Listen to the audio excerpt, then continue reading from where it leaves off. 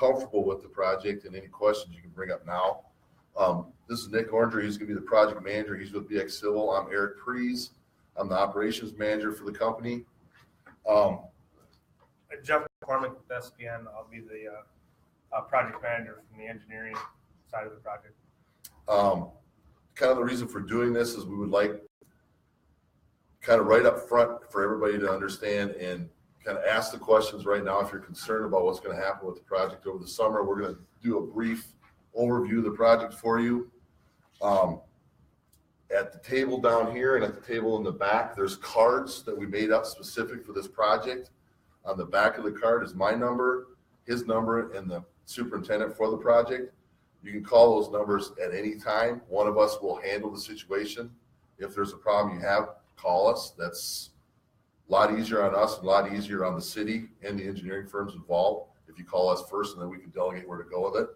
I'll let Nick talk now. Go ahead, Nick. I'm Nick. So the project, got it up on the screen here. We're going to be going Sanborn Avenue from Birch Avenue to West Havens.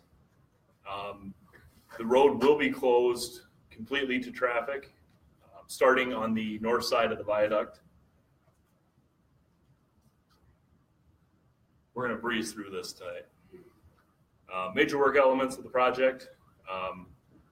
We're going to start by removing the entire road, new sanitary, new water main, new storm sewer. Finish it off with an all new concrete paving, new concrete surface, all new sidewalk, curb and gutter.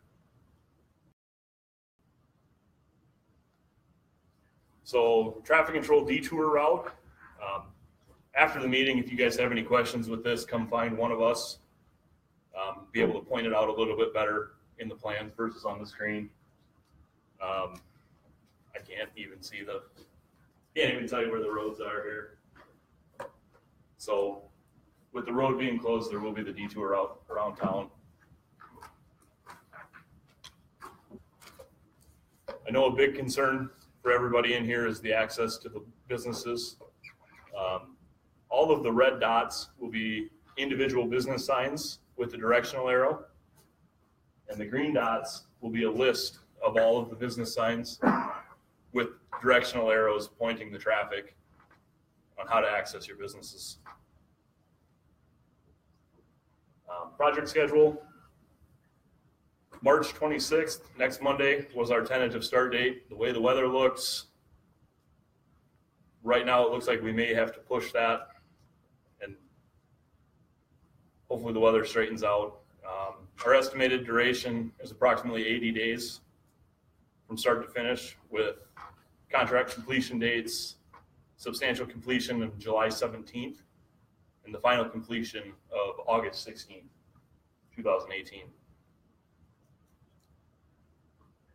There will be some service disruptions, primarily with the water, as we're installing new water main, tying in new services from the main to the property. Myself, I will be the person on site going door to door to let you know when those shutdowns are going to happen.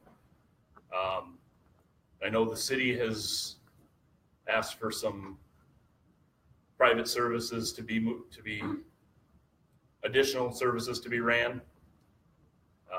At this point, I would like the people who need those, either before, after the meeting, or with the contact information you've been given, get a hold of me. I'll start with our underground contractor, get a quote from them. They're going to be the best option, being that they're doing everybody else's.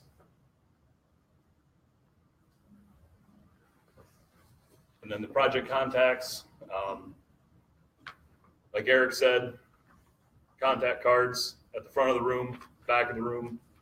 Please take one. If you have any issues, please give myself or Eric a call, and we'll do what we can to get it handled as soon as possible.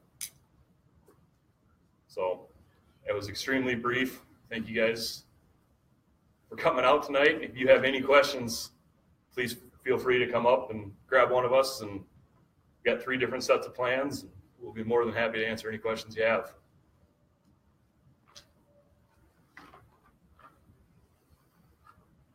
5 minutes. New record for me. Any other questions? I mean, a lot of this, we've gone through this a couple One different times. question Yep. to start, on the water shut off and stuff, and you'll go around order, will you give 24-hour notice, 48-hour notice? Do you have any idea how much ahead of time? It's going to be between that 48 to 24 hour window. It'll be at least 24 hours. At least. So if it's gonna go off Tuesday, you'll tell me Monday? Yes. Absolutely. Yep. It won't be a knock on the door at 9 o'clock saying we're shutting it off at 10. Yep. If that's happened, it wasn't planned. Right. There's something happen. Something broke if that happened. Okay, we got the 411 South Sanborn. Monday, they don't work there. Tuesday, Wednesday, Thursday, Friday, they cannot go without water or electricity. Okay. It's an air place. So if you can do that place on Monday where you shut the water off. Sure. Can you come down after and I'll get your information? Yeah, so I own the apartment building on that same street, Yep. Across from the hair place. So how long will a duration be for them without water? Am I gonna have to make arrangements for these people? No, I would say the duration will be under, I would say 6 hours at the most.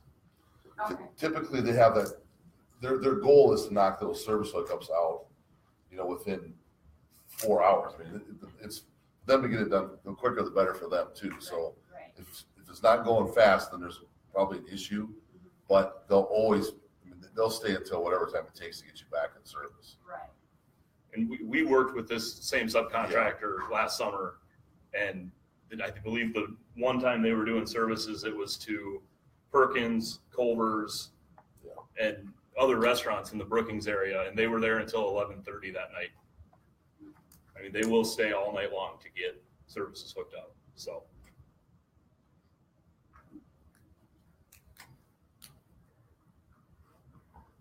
Where are the crossing points gonna be on the road? From east to west, I bet you 0. At this point, the whole road is, Right, there will not be any crossing points from that stretch. We will try to keep the Birch Street intersection open as much as possible because there's sidewalks and stuff coming down off of the overpass. But other than that, they will be closed. yes, ma'am. Would you explain about the driveways, like the building on West Douglas Street and Sanborn has, driveways? That's parcel 28. And, so I wonder how they're gonna put those sidewalks through and still access and be able to park there in front of the building. You have to bear with me 1 second here while I find it. So on West Douglas, The corner of Sanford and West Douglas. Yep. So access for those properties is going to have to be off of Douglas. There will always be access off of Douglas. So The you're access, talking for the Marcos Pizza or the No, old I'm- Wise Tire? The Wise Tire. Okay. Because there'll be no access off of Sanborn to go and see there's, places for garages there. And so there's drives into the garages. So they're gonna have to have curbs and sidewalks and not be able to come into the garage from those front. When the project's complete, there will be a driveway off of Sanborn into the parking lot. But while construction's happening, Sanborn will be closed. I just mean the finished product. Yeah, Yes. yep. I'm concerned about that. There's another thing, I guess I don't understand a lot of things, but when these sidewalks are in, and the new cement's in, say you need new sewer, do you have to take up the sidewalks, or can they dig in under to get that sewer coming?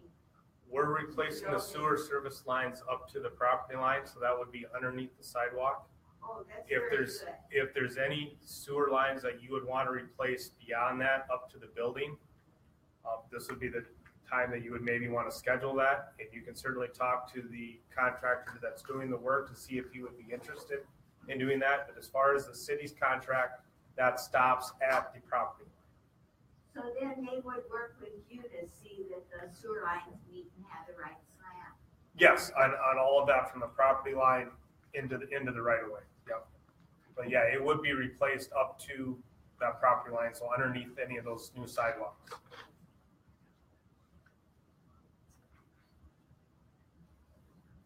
So then if you had that done in the driveway, all the way up to the building would be interfered with, or part of it, it's all cement. So then, the person that does it would do it before, we have to do it before you start. Okay? Or at least coordinated with it, but yeah, anything on the private property would be outside of what their responsibilities is for their contract. I mean, you can discuss with them of having them give you a price for doing that additional work. And obviously doing that additional work would be a lot easier to coordinate and schedule if they're doing it themselves. Right. But if you have someone outside doing that work, a separate contractor, then you'll want them to coordinate the work with these guys as well. So then what person on this would you ask about that? The manager operation or project superintendent? Which person would you? The project manager, Nick Oranger, the first one on the screen. Second one on the card. Yep, number two on the card, number 1 on the screen. We're not really sure where I fall into place anymore.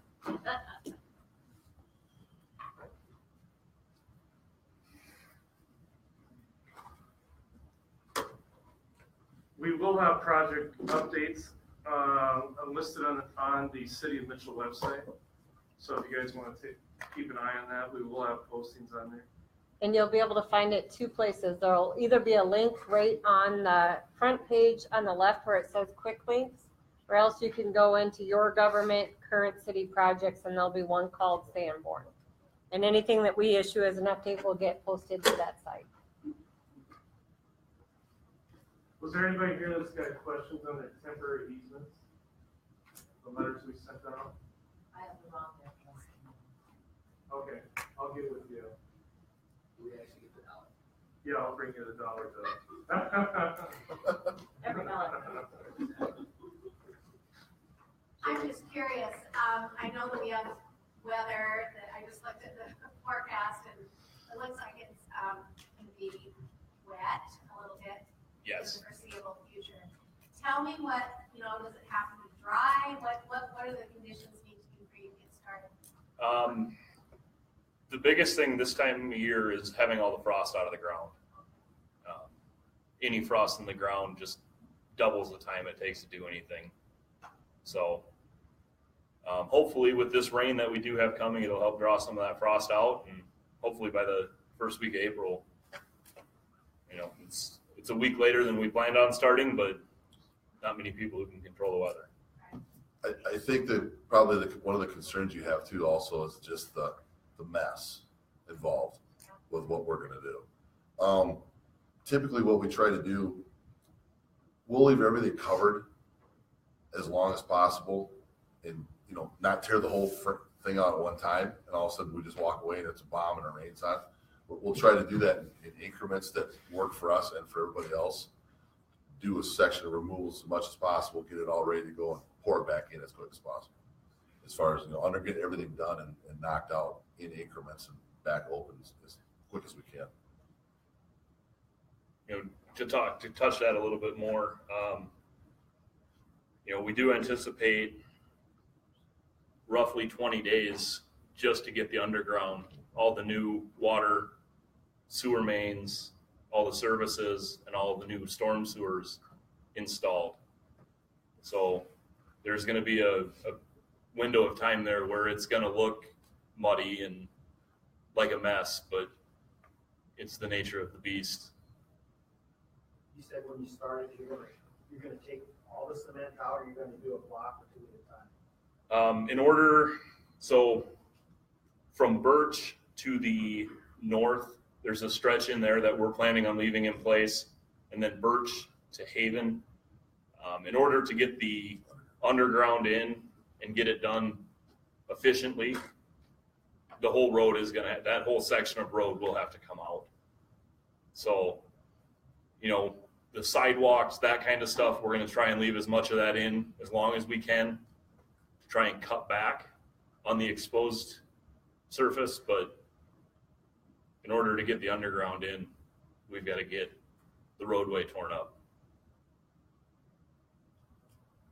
You know, only being a five block project, I mean, the size of the project is relatively small.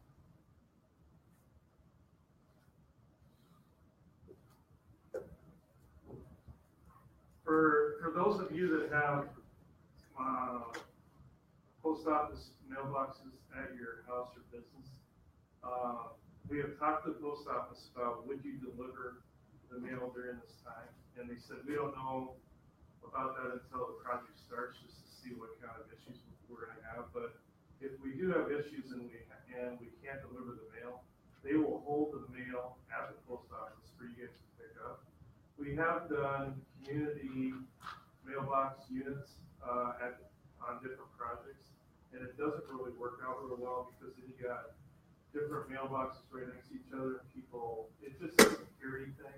So we typically like to just have the post office hold the mail during that short period of time when the project is going on. If you got any questions about your mail, just stop down to the post office.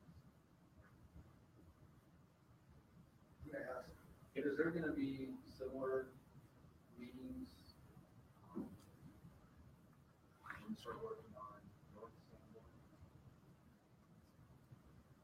I would definitely think so. I mean, we'll probably start having, we want to see how this construction was all going to start, but we'll probably have some final design meetings with those property owners here coming up in the near future. And then I would imagine we would have the same schedule going into the construction for that part of the project as well. That'll be next spring. It's not completely determined by the city yet when they're planning to go to bid for that project. We did discuss, Eric, having some of those meetings as soon as possible so that when we're getting into budget discussions with the council, we'll have a better idea of what we're talking about at that point too. So I would assume we just needed to get this project kicked off and started first. No, we're kind of in a unique spot where there's no access anywhere. Yep. And Absolutely. there's just no way you can close down the entire road. I mean, we're done. There's no way to get in there. And we've talked about some different, in our office, we've looked at some different phasing with that scenario too, because, you know, very fortunate and for the most part, all the businesses in this first phase are all on corner lots, all but except for one of them. On your stretch, that's not necessarily the case. There's not a side street access.